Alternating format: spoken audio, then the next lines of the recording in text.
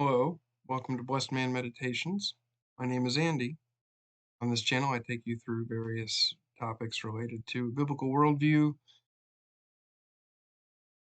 Currently, I'm going through I Don't Have Enough Faith to Be an Atheist by Norm Geisler and Frank Turek.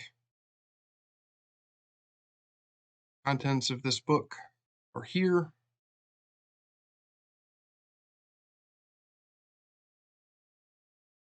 If you found value in my work, please consider supporting my ministry by purchasing my published work. It's a volume on the first 30 chapters of the Book of Psalms. The publisher is Zulon Press. The title is Pinnacles and Plateaus, Meditations with the Psalmist. Chapter 3 of Turek and Geisler's book, I Don't Have Enough Faith to Be an Atheist, is entitled In the Beginning There Was a Great Surge. Surge is an acronym, and we will see what those letters stand for as we go through the chapter. Chapter begins with some irritating facts. In 1916, Albert Einstein's theory of general relativity led to the inescapable conclusion that the universe was not eternal, but that the universe had a beginning. Einstein's calculations revealed a definite beginning to all time, all matter, and all space, contrary to the widespread belief that the universe was static and eternal. Einstein later called his discovery irritating. Einstein called his discovery that the universe had a beginning irritating. Einstein wanted the universe to be self-existent, not reliant on any outside cause, but the universe appeared to be one giant effect, and that was irritating to Einstein. Einstein so disliked the implications of general relativity, a theory that is now proven accurate to 5 decimal places, that Einstein introduced a cosmological constant, which some have since called a fudge factor, into his equations in order to show that the universe is static and to avoid an absolute beginning. In the year 1919, British cosmologist Arthur Eddington conducted an experiment during a solar eclipse which confirmed that Einstein's general relativity was indeed true, that the universe was not static, but that the universe had a beginning.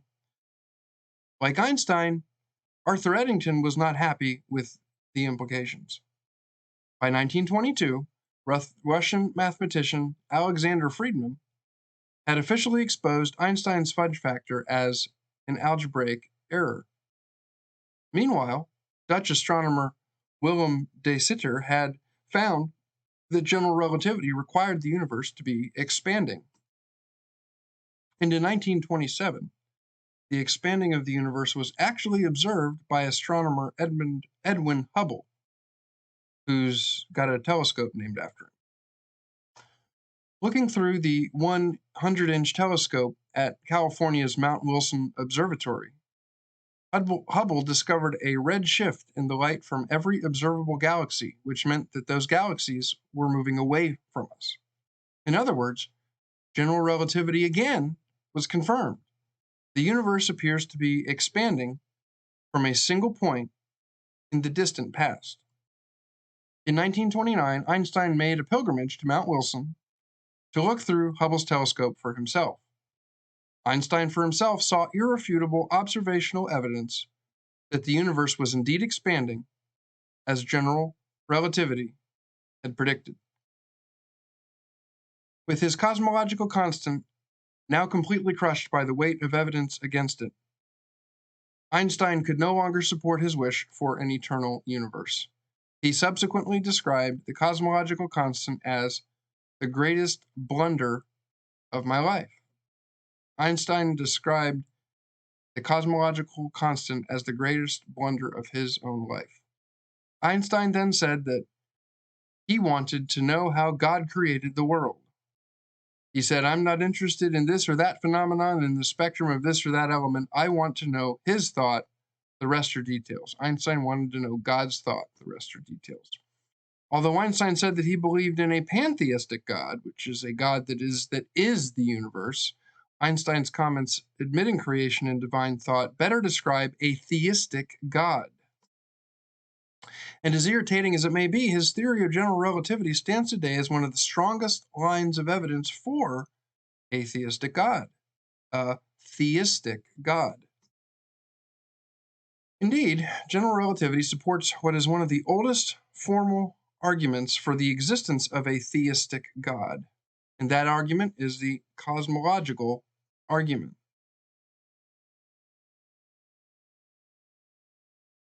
So, as we go through the cosmological argument, don't be put off by the technical sounding name. Cosmological comes from a Greek word, cosmos, which means world or universe. That is, the cosmological argument is the argument from the beginning of the universe. If the universe had a beginning, then the universe had a cause. In logical form, the argument goes like this. Premise number 1, everything that had a beginning had a cause. Premise number 2, the universe had a beginning. Premise number 3, therefore, the universe had a cause. Recall from the previous chapter that for an argument to be true, it has to be logically valid, and its premises must also be true. This is a valid argument, but are the argument's premises true? Premise 1, everything that had a beginning had a cause. This is the law of causality, which is the fundamental principle of science. Without the law of causality, science is impossible. Science is the search for causes. That is what scientists do. Scientists try to discover what caused what. If there's one thing we've observed about the universe, it is that things don't happen without a cause. When a man drives down the street, a car never appears in front of his car out of nowhere with no driver or no cause. There's always a driver of the appearing car. Even the great skeptic David Hume admitted the law of causality when Hume wrote, "I never asserted so absurd a proposition as that something could arise without a cause." Even Hume admitted that nothing could arise without a cause. He said, for nothing to arise without a cause would be absurd.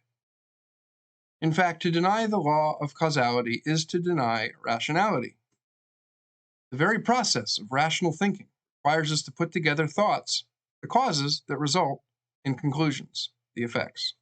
Causes result in effects.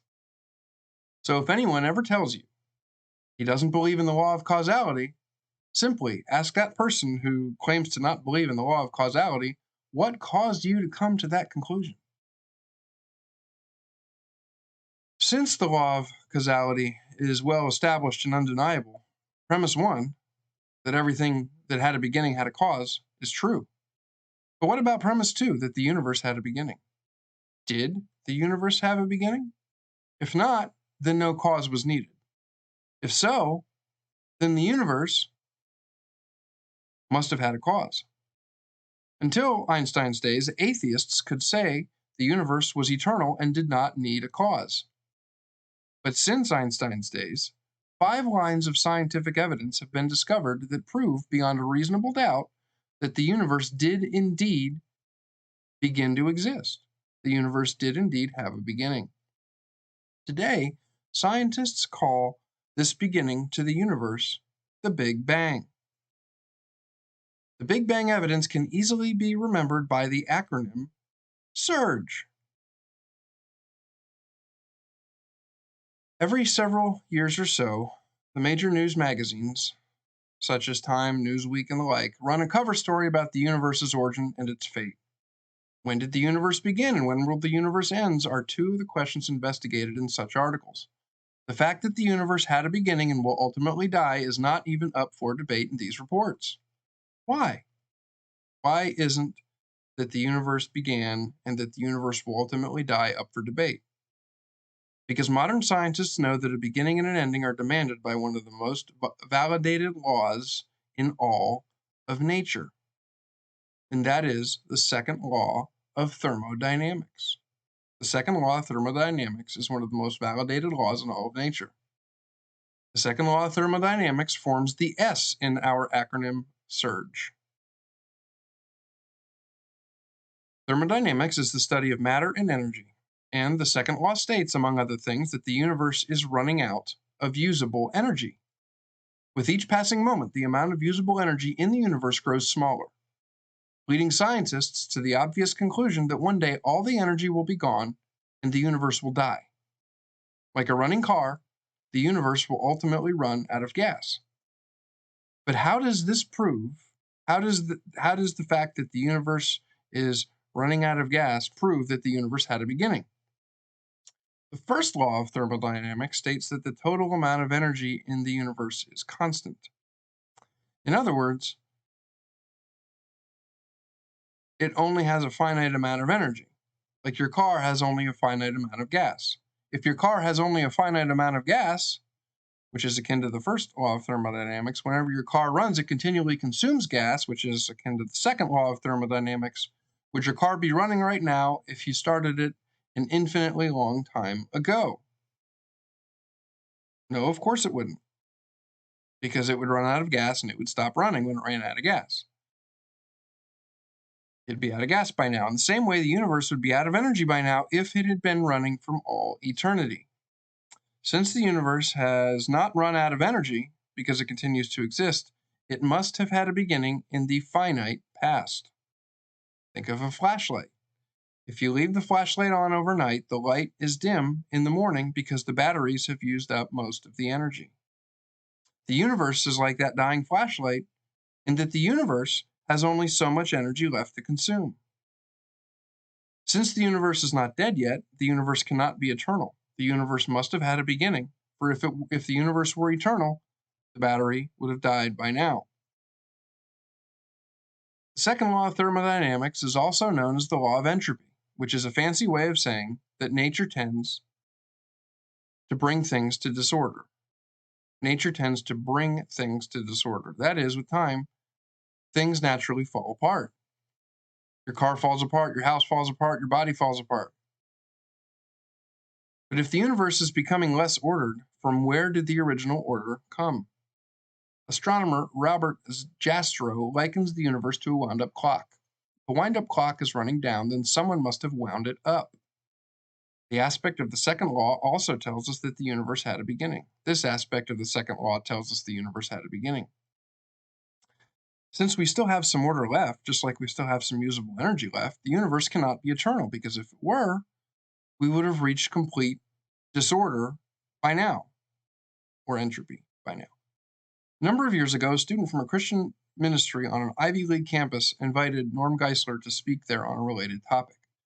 After the lecture, at lunch with the student who invited him to speak and the student's skeptical physics professor, the professor's skepticism arose from Geisler's argument that the second law of thermodynamics requires a beginning to the universe.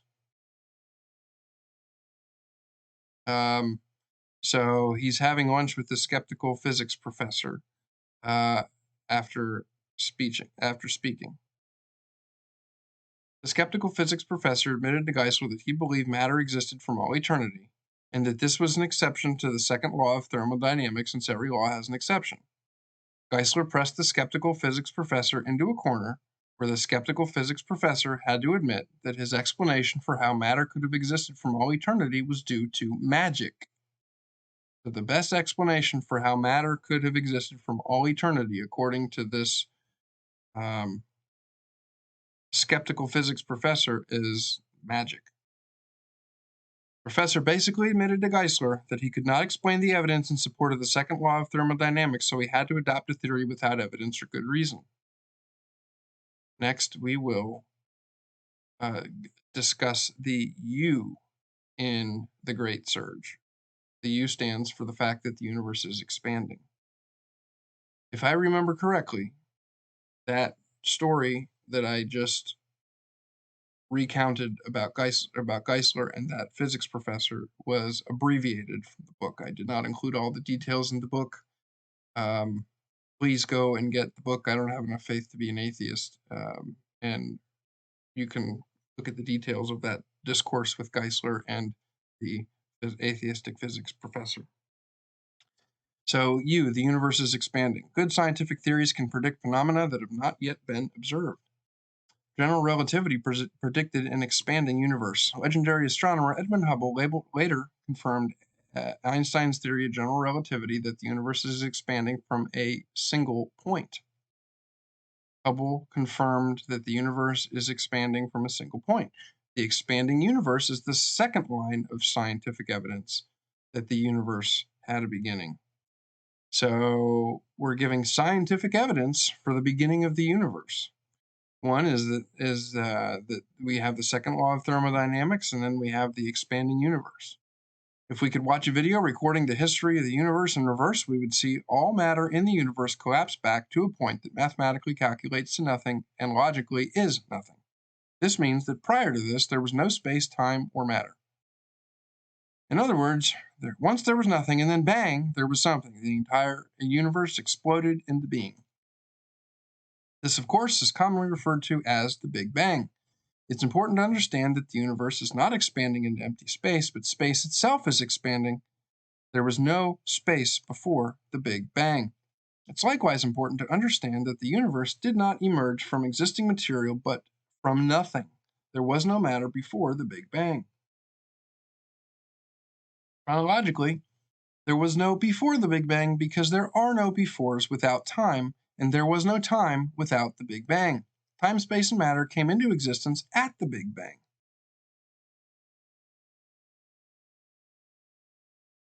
All right, in the book, Turek tells a story of when he attended a debate between notable Christian apologist William Lane Craig and notable atheist Peter Atkins. In the debate, Atkins contradicted himself when he spoke quote, the moment of creation when there was no time and no space. At this time, before time, Atkins imagined swirling dust of mathematical points recombining to form our space-time universe. In other words, Atkins imagined matter coming without space to contain it and without time for it to happen. Of course, that is logically absurd. He imagined matter with no space to hold the matter and no time for the matter to come into being. Craig pointed out that Atkins was not making a scientific theory, but making things up that had absolutely no scientific supporting evidence. Craig pointed out the obvious self-contradiction in Atkins' theory, that Atkins' theory assumes time and space before there was time and space. After the debate, a well-known evangelist asked Atkins the following question. You admit that the universe exploded out of nothing, but your explanation for the beginning equivocates on what nothing is. Swirling mathematical points are not nothing. Even they are something. How do you justify this? The evangelist asked Atkins. How does Atkins justify the swirling mathematical points? Atkins did not provide an answer. According to modern cosmological evidence, the universe literally had nothing from which to emerge. Yet Atkins didn't really begin with nothing, but with mathematical points and time in giving his explanation for how the universe came to be. But how can mere mathematical points cause the universe? Atheists like Atkins must be able to explain how the universe began from absolutely nothing. So what is nothing? Aristotle said nothing is what rocks dream about. The nothing from which the universe emerged is not mathematical points as Atkins suggested, or positive and negative energy as Isaac Asimov, who's also an atheist, once wrote. Nothing is literally no thing. Nothing is what rocks dream about. British author Anthony Kenny honestly described his own predicament as an atheist in light of the evidence for the Big Bang. Atheist British author Anthony Kenny wrote, according to the Big Bang theory, the whole matter of the universe began to exist at a particular point in time in the remote past. A proponent of such a theory, at least if he is an atheist, must believe that the matter of the universe came from nothing and by nothing. R, the third line of scientific evidence that the universe had a beginning was discovered by accident in 1965. This is the story of the radiation from the Big Bang. It was then that Arno Penzias and Robert Wilson discovered the afterglow from the Big Bang fireball explosion. technically called cosmic background radiation. This afterglow is actually light and heat from the initial explosion.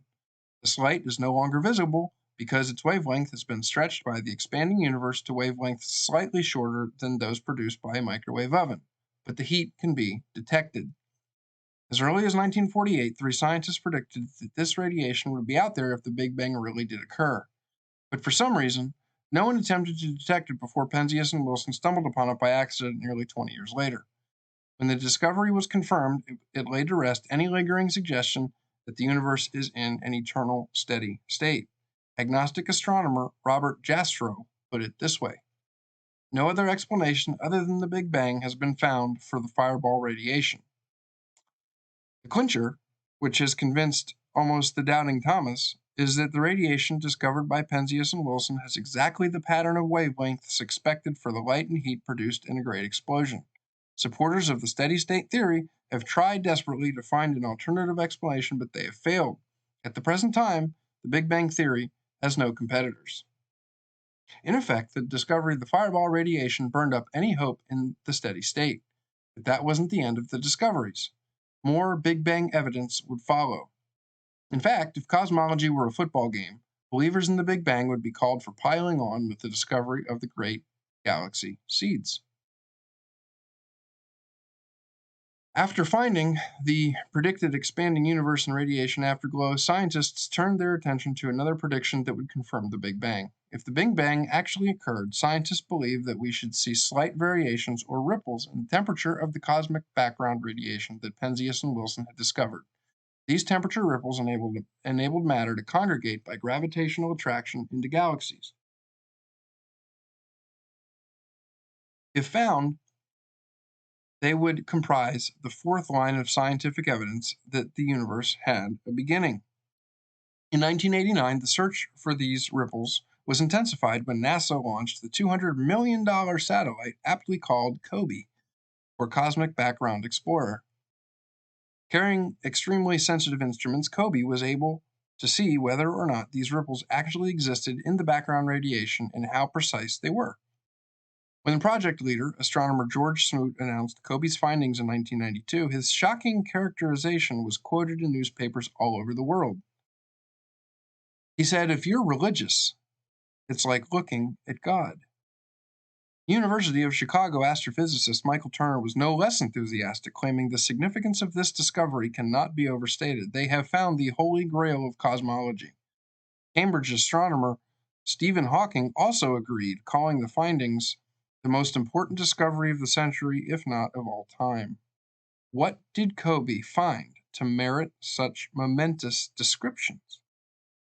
COBE not only found the ripples, but scientists were amazed at their precision. The ripples show that the explosion and expansion of the universe was precisely tweaked to cause just enough matter to congregate to allow galaxy formation, but not enough to cause the universe to collapse back on itself. Any slight variation one way or another, and none of us would be here to tell about it. In fact, the ripples are so exact, down to 1 part in 100,000, that Smoot called them the machining marks from the creation of the universe and the fingerprints of the maker. But these temperature ripples are not just dots on a scientist's graph somewhere. COBE actually took infrared pictures of the ripples. Now keep in mind that space observations are actually observations of the past because of the long time it takes light from distant objects to reach us. So COBE's pictures are actually pictures of the past. That is, the infrared pictures taken by COBE point to the existence of matter from the very early universe that would ultimately form into galaxies and clusters of galaxies.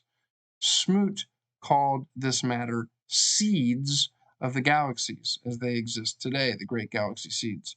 These seeds are the largest structures ever detected, with the biggest extending across 1/3 of the known universe. That's 10 billion light years, or 60 billion trillion miles. That's only 60 followed by 21 zeros. Now you can see why some scientists were so grandiose in their description of the discovery. Something predicted by the Big Bang was again found, And that something was so big and so precise that it made a big bang with scientists. E stands for Einstein's theory of general relativity. The E in surge is for Einstein. His theory of general relativity is the fifth line of scientific evidence that the universe had a beginning, and its discovery was the beginning of the end for the idea that the universe is eternal. The theory itself, which has been verified to 5 decimal places, demands an absolute beginning for time, space, and matter. It shows that time, space, and matter are co-relative. That is, they are they are interdependent. You can't have one without the others. Time, space, and matter are interdependent. You cannot have time, space, and matter, time, space, or matter without the others. From general relativity, scientists predicted and then found the expanding universe, the radiation afterglow, and the great galaxy seeds that were precisely tweaked to allow the universe to form into its present state. And these discoveries to the second law of thermodynamics, and we have 5 lines of powerful scientific evidence that the universe had a beginning we might say that came in a great surge. So the universe had a beginning. What does that fact mean for the question of God's existence? As we look at God and the astronomers. The man who now sits in Edwin Hubble's chair at the Mount Wilson Observatory, Robert Jastrow, an astronomer quoted previously in this book, has a few things to say about the above question. What does this fact mean for the question of God's existence? What does the universe's beginning mean for the question of God's existence? Jastrow also found NASA's Goddard Institute of Space Studies. Jastrow is a respected scientist. Jastrow's book, God and the Astronomers, made an impression on those studying the Big Bang and shed some light on the question of whether the Big Bang points to God. In the opening line of his book, God and the Astronomers, Jastrow insists that he's agnostic. But he's not going to sound like that when you read what he writes. Despite Jastrow's insistence that he's an agnostic, he writes an awful lot like a theist. One quote from agnostic Jastrow's book is as follows, quote, now we see how the astronomical evidence leads to a biblical view of the origin of the world. The details differ, but the essential elements in the astronomical and biblical accounts of Genesis are the same. The chain of events leading to man commenced suddenly and sharply at a definite moment in time in a flash of light and energy, end quote. The overwhelming evidence for the Big Bang and its consistency with the Genesis biblical account led Jastrow to observe in an interview, quote, astronomers now find they have painted themselves into a corner because they've proven by their own methods that the world began abruptly in an act of creation to which you can trace the seeds of every star, every planet, every living thing in this cosmos and on the earth. And they have found that all this happened as a product of forces they cannot hope to discover. That there are what I or anyone would call supernatural forces at work is now, I think, a scientifically proven fact. Yet, agnostic Jastrow continues to be agnostic, despite referencing supernatural forces that he calls a scientifically proven fact being behind the seeds for every planet, every living thing, every star in this cosmos and on the earth. By evoking the supernatural, Jastrow echoes the conclusion of Einstein, contemporary Arthur Eddington. Jastrow echoes Arthur Eddington. Although Eddington found it repugnant, Eddington admitted the beginning seems to present insuperable difficulties unless we agree to look on it as frankly supernatural. So Eddington says if the beginning of the universe came from a supernatural cause, that would be repugnant, but the evidence seems to obviously implicate a supernatural cause to the beginning of the universe. Now, why would Jastrow and Eddington admit there are supernatural forces at work? Why couldn't natural forces have produced the universe? Because these scientists know as well as anyone that natural forces, indeed all of nature, were created at the Big Bang. In other words, the Big Bang was the beginning point for the entire universe. Time, space, and matter came into existence at that point. There was no natural world or natural law prior to the Big Bang. Since a law cannot come after its effect, natural forces cannot account for the Big Bang. Therefore, there must be something outside of nature to do the job. That's exactly what the word supernatural means. The discoverers of the afterglow, Robert Wilson and Arno Penzias, were not Bible thumpers either. Both Wilson and Penzias initially believed in the steady state theory. But due to the mounting evidence, they have since changed their views and have acknowledged facts that are consistent with the Bible.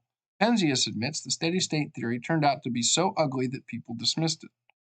The easiest way to fit the observations with the least number of parameters was one in which the universe was created out of nothing in an instant and continues to expand. Wilson, who once took a call from Fred Hoyle, the man who popularized the steady state theory in 1948, said, "I philosophically liked the steady state, and I've clearly had to give that up." When science writer Fred Heron asked Wilson if the Big Bang evidence is indicative of a creator, Wilson responded, "Certainly there was something that set it all off. Certainly, if you're religious, I can't think of a better theory of the origin of the universe to match with Genesis."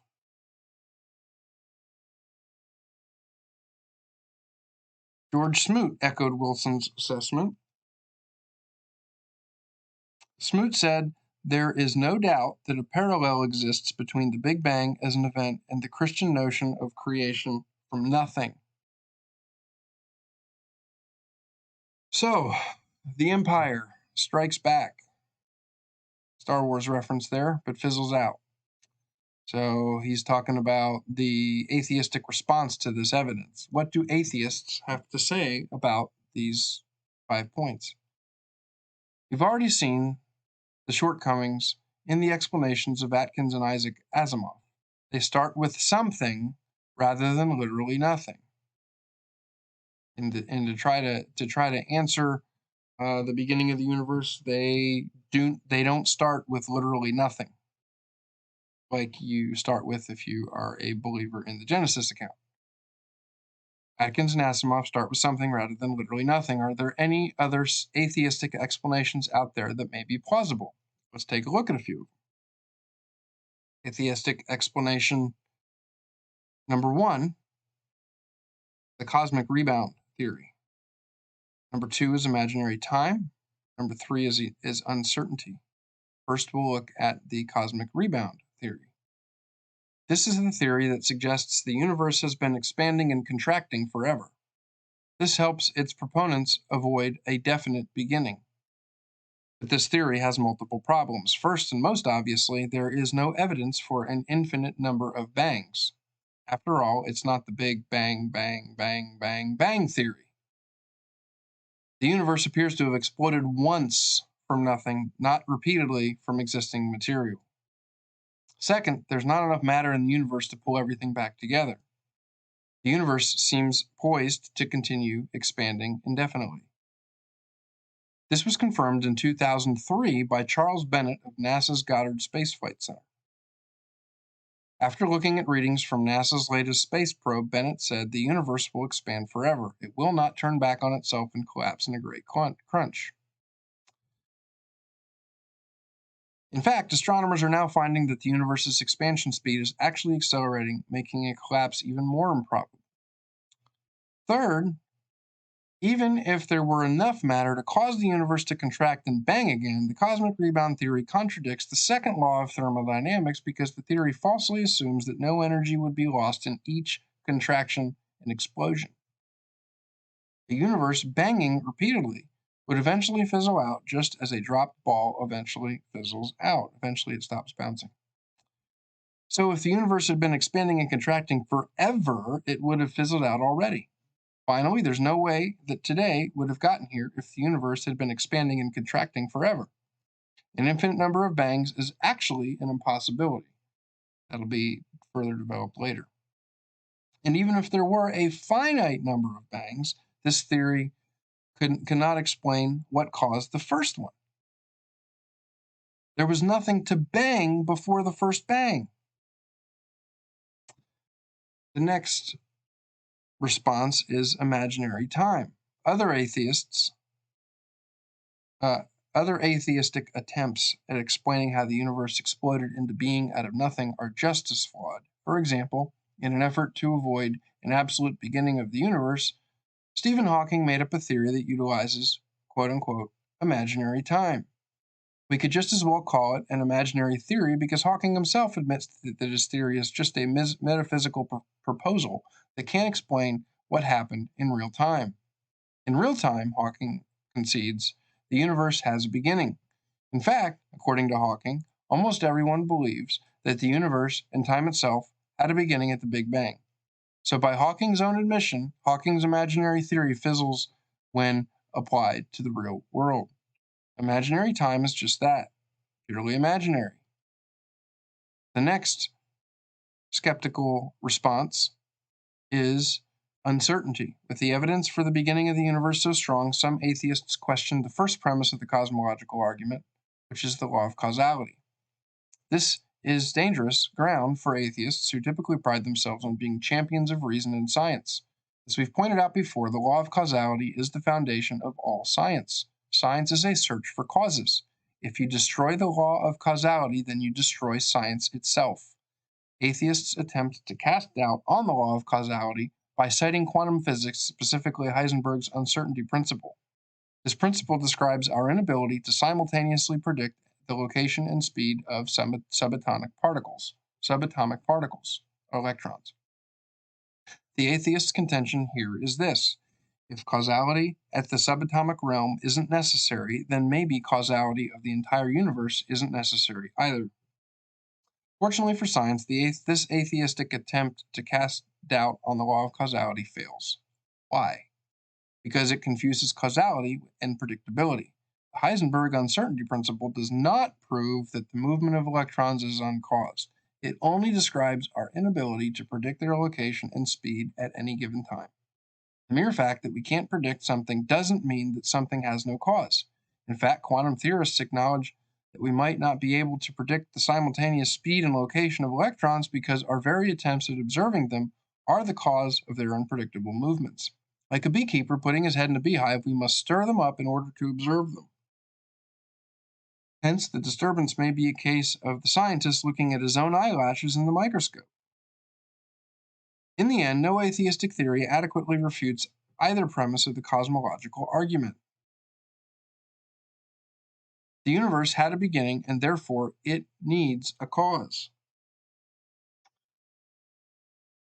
So why don't all scientists just accept this conclusion instead of attempting to avoid the facts and their implications with wild and implausible explanations under the heading of the religion of science? Jastrow's comments are again insightful. Robert Jastrow. Again, remember, Jastrow is an agnostic. Listen to what Jastrow has to say. Jastrow observes, theologians generally are delighted with the proof that the universe had a beginning, but astronomers are curiously upset.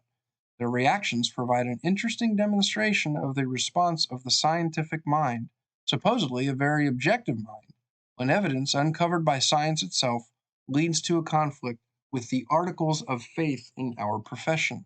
It turns out that the scientist behaves the way the rest of us do when our beliefs are in conflict with the evidence.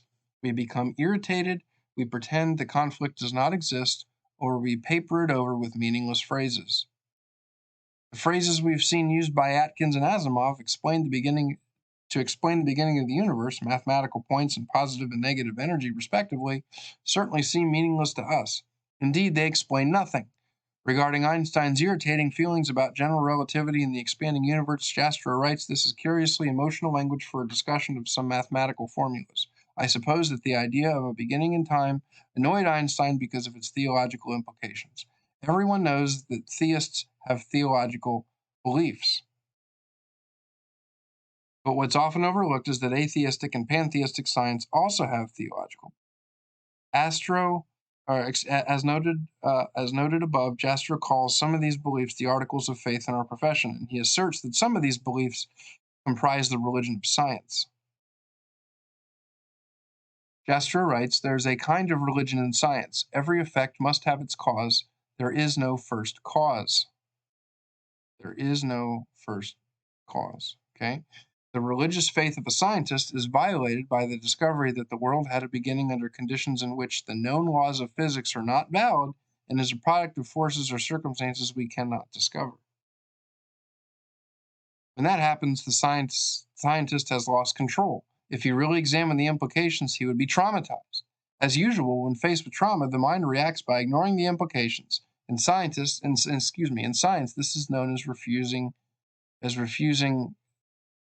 the speculate or refusing to speculate, or trivializing the origin of the world by calling it the Big Bang as if the universe were a firecracker.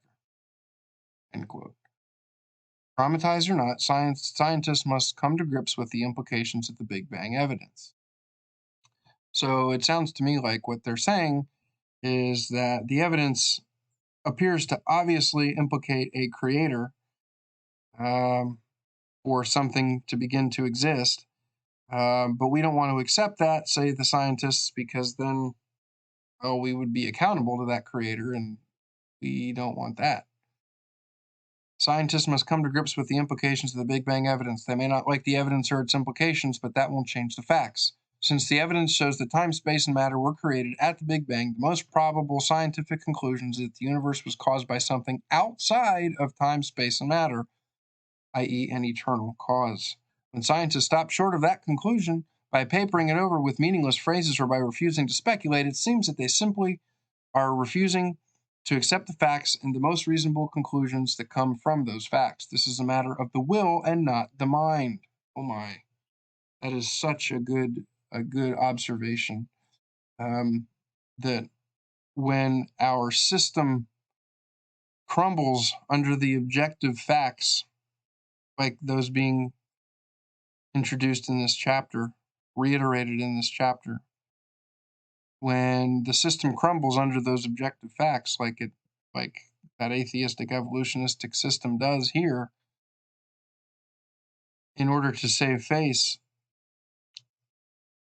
in order to keep believing in the lie of evolution and the lie of atheism, it's not because the facts aren't there. It's not because the evidence isn't there. It's there. The facts are there. The evidence is there. But it's a matter of the will. It's a matter of the sinful human heart, the hardened human heart that needs to humble itself. The sinner needs to humble oneself and repent and believe the gospel. Acknowledge that God is there that loves them and has made a way for them to forgive them. It has made a way for them to be forgiven. Has sent Christ at the fullness of time to reconcile sinners unto himself, that anyone who repents of their sin and puts their faith in Christ alone to save them receives the free gift of eternal life.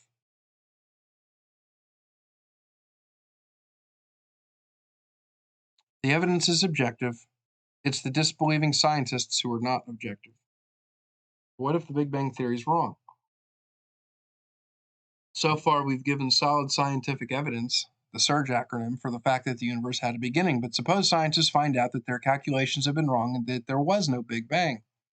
Given the wide scope of evidence and the ability of the theory to correctly predict so much observable phenomena, a total abandonment of the Big Bang would be extremely unlikely. The unlikely total abandonment of the Big Bang is even admitted by atheists. Victor Stenger, a physicist who taught at the University of Hawaii, once wrote that the universe exploded out of nothingness. Stenger recently acknowledged that the Big Bang is looking more probable all the time. We have to leave open the possibility that the Big Bang could be wrong, he said, but every year that goes by, the more astronomical data comes in, it's more and more consistent with at least the general Big Bang picture. Indeed, in 2003, more evidence came forth that the Big Bang is correct.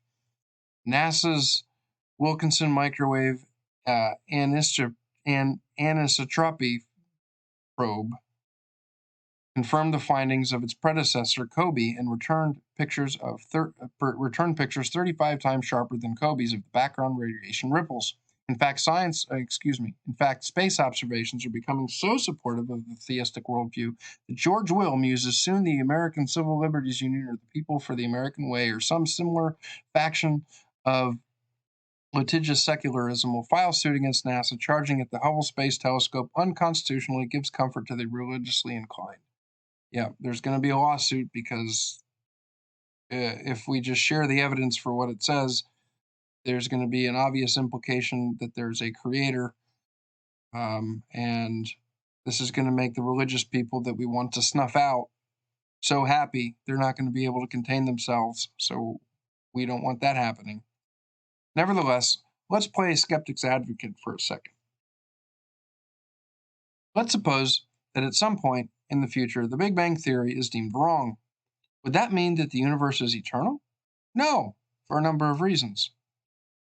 What if the Big Bang Theory is wrong? Well, first, the second law of thermodynamics, the essence surge, supports the Big Bang, but it's not dependent on the Big Bang. The fact that the universe is running out of usable energy and heading toward disorder is not even up for debate. In Eddington's words, the second law holds the supreme position among the laws of nature. The second law of thermodynamics is true even if the Big Bang is not true. Second, the same can be said for Einstein's theory of general relativity, which is the Ian surge. This theory, well verified by observation, requires a beginning to space, matter, and time, whether or not it all began with a bang. Third, there's also scientific evidence from geology that the universe had a beginning. As many of us learned in high school chemistry, radioactive elements decay over time into other elements. For example, radioactive uranium eventually turns into lead. This means that if all uranium atoms were indefinitely old, they would all be lead by now, but they are not. Since all uranium atoms have not all turned into lead, since uranium can be found on the planet, we know that they haven't all turned into lead, the Earth cannot be infinitely old. Finally, there's a philosophical line of evidence for the beginning of the universe. Did you hear that? Because there is still some uranium, the Earth cannot be infinitely old. Finally, there's a philosophical line of evidence for the beginning of the universe. This line of evidence is so rationally inescapable that some consider it the strongest argument of all. It's called the kalam, and kalam is the Arabic word for eternal. The kalam cosmological argument. Cosmological argument goes like this.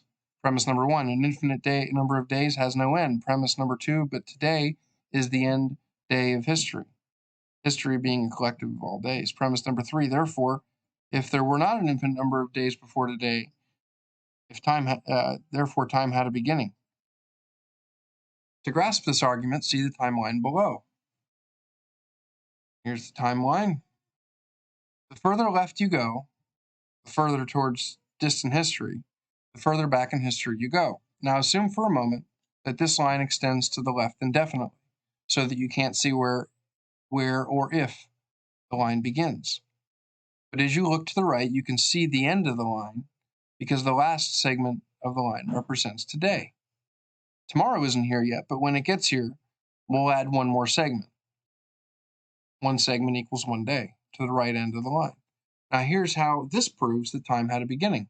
Since the line certainly ends on the right, the timeline cannot be infinite because something that is infinite has no end. Moreover, you can't add anything to something that's infinite, but tomorrow we'll add another day to our timeline, so our timeline is undeniably finite. Let's consider this argument from a different angle. If there were an infinite number of days before today, then today would never have arrived, but here we are. So there must have been only a finite number of days before today. In other words, even though we may not be able to see, as we look to the left where the line begins, we know it had to begin at some point because only a finite amount of time could be passed for today to arrive. You can't traverse an infinite number of days. Thus, time must have had a beginning. Some say that infinite numbers can exist. So why can't infinite days exist? Because there's a difference between an abstract infinite series and a concrete series. The one is purely theoretical, the other is actual. Mathematically, we can conceive of an infinite number of days, but actually we could never count or live in an infinite number of days. You can conceive of an infinite number of mathematical points between two bookends on a shelf, but you could not fit an infinite number of books between them. That's the difference between an abstract and a concrete. Numbers are abstract, days are concrete. By the way, this amplifies our answer as to why there could not have been an infinite number of bangs in the cosmological history of the universe. An infinite number of actual events is impossible. What we're saying here is that the universe, Big Bang or not, had a beginning. That is, the cosmological argument is true because both premises of the argument are true. Everything that comes to be has a cause, and the universe came to be. Since the universe had a beginning, it must have had a beginner. So who made God? In light of all the evidence for the beginning of the space-time universe, the beginner must be outside the time-space universe. When God is suggested as the beginner, atheists are quick to ask the age-old question, then who made God? If everything needs a cause, then God needs a cause too. As we've seen, the law of causality is the very foundation of science. Science is a search for causes, and that search is based on our consistent observation that everything that has a beginning has a cause. In fact, the question, who made God, points out how seriously we take the law of causality. It's taken for granted that virtually everything needs a cause. So then why doesn't God need a cause? Because the atheist contention misunderstands the law of causality. The law of causality does not say that everything needs to have a cause. Instead, the law of causality says that everything that comes to be needs a cause, or everything that begins to exist has a cause. God did not come to be. God did not begin to exist. No one made God. God is unmade. As an eternal being, God did not have a beginning. He did not have a cause. He did not need a cause because he did not begin to exist. But wait, the atheist will protest. If you can have an eternal God, then I can have an eternal universe. After all, if the universe is eternal, then the universe did not have a cause. Yes, it's logically possible that the universe is eternal and therefore the universe did not have a cause. In fact, it is one of only two possibilities. Either the universe or something outside the universe is eternal. Since something undeniably exists today, then something must have always existed. We have only two choices, the universe or something that caused the universe. The problem for the atheist is that while it's logically possible that the universe is eternal, it does not seem to be actually possible. For all the scientific and philosophical evidence, surge, the radioactive decay, and the Kalam cosmological argument tells us that the universe cannot be eternal. So, by ruling out one of the two options, we're left with the only other option. Something outside the universe is eternal. When you get right down to it, there are only two possibilities for anything that exists. Either it's always existed and is therefore uncaused, or it had a beginning and was caused by something else. It can't be self-caused because it would have have had to exist already in order to cause anything. According to the overwhelming evidence, the universe had a beginning, so it must be caused by something else, by something outside itself. Notice that this conclusion is consistent with theistic religions, but it's not based on those religions. It's based on good reason and evidence. So what is this first cause like? One might think you need to rely on a Bible or some other so-called religious revelation to answer that question, but again, we don't need anyone's scripture to figure that out. Einstein was right when he said, science without religion is lame. Religion without science is blind. Religion can be informed and confirmed by science, as it is by the cosmological argument. Namely, we can discover some characteristics of the first cause just from the evidence we've discussed in this chapter. From that evidence alone, we know that the first cause must be self-existent, timeless, non-spatial, and immaterial. Since the first cause created time, space, and matter, the first cause must be outside time, space, and matter. In other words, he's without limits or infinite. That first cause must be unimaginably powerful to create the entire universe out of nothing. That first cause must be supremely intelligent to design the universe with such incredible precision. And we'll get more into that precision in the next chapter. That first cause must be personal in order to choose to convert a state of nothingness into the time-space material universe. That first cause must be personal, for an impersonal force has no ability to make choices. So these characteristics of the first cause are exactly the characteristics that theists ascribe to God. Again, these characteristics are not based on someone's religion or subjective experience.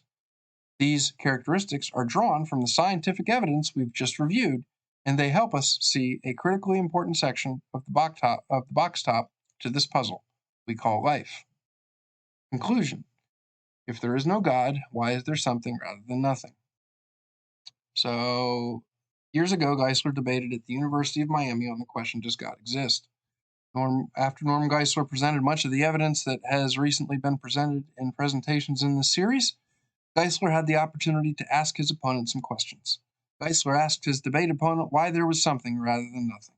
Geisler's opponent could not answer Geisler's question as to why there was something rather than nothing, other than to simply say that it was a really good question. After hearing the evidence for God's existence, Geisler's debate opponent questioned his own beliefs. In addition to questioning his own beliefs, Geisler's debate opponent attended a follow-up meeting with Geisler, and in that follow-up meeting expressed personal doubts to Geisler about his atheistic stance.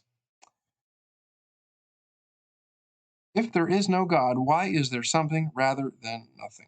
That is a question that we all have to answer. And in the light of the evidence, we're left with only two options. Either no one created something out of nothing, or else someone created something out of nothing. Which view is more reasonable? That nothing created something? If you can't believe that nothing caused something, then you don't have enough faith to be an atheist. The more reasonable view is God. Robert Jastrow suggested this when he ended his book, God and the Astronomers, with this classic line, quote, for the scientist who has lived by his faith in the power of reason, the story ends like a bad dream. He's scaled the mountains of ignorance.